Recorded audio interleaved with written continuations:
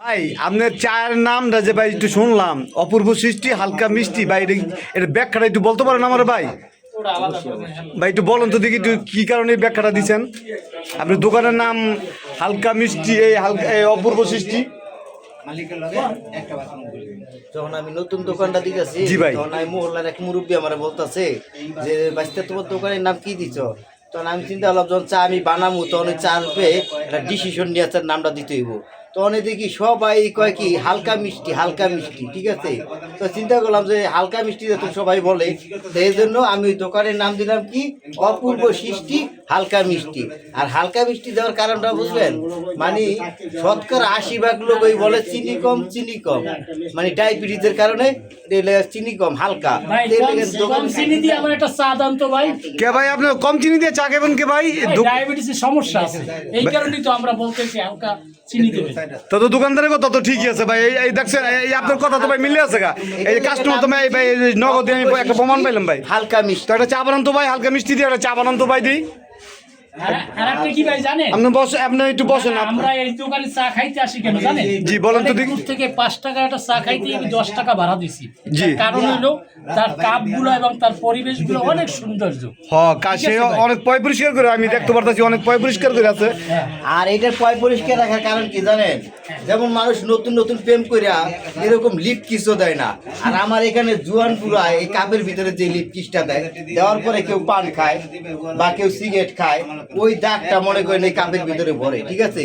বললে যখন বোঝা যায় না, তখন যখন আমরা যখন ভাত খাওয়ার পরে প্লেটটা ধুই না, এই কাপটা এরকম ভাবে ধুইতে হয়, ঠিক আছে। তাইলে ধুইলে এই কাপটা দেওয়া যায় কি, জানি যে কাপটা দেন না, এই কাপটা চকচকা থাকে, ঠিক আছে। তাই কয় পরিষ্কার ইমানের অঙ্গ, ঠিক আছে। আর এই পরিষ্কার যে থাকবো হ্যাঁ ভালো থাকবো। তো এই আপনার দোকানে যে কাস্টমার তারা কি সবাই কি এই হালকা মিষ্টি এই দোকানে আপনার চা খাইতে আসে?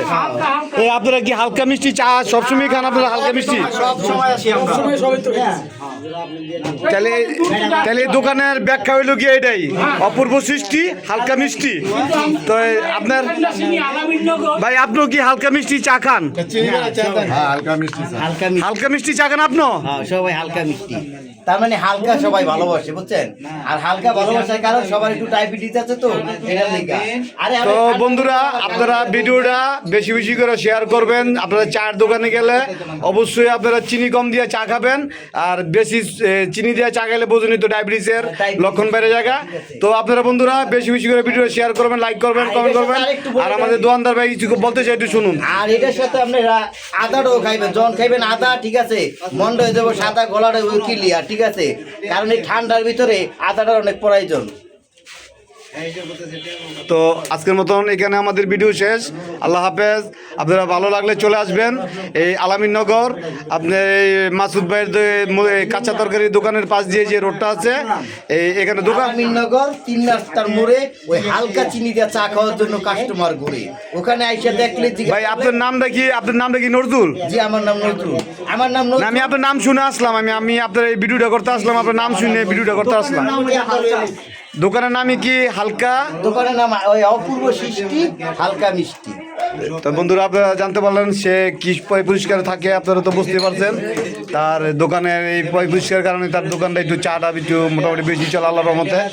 তো আপনারা চলে আসবেন। তো আজকের মতো ভিডিও এখানে রেখে দিলাম। আল্লাহ হাফেজ।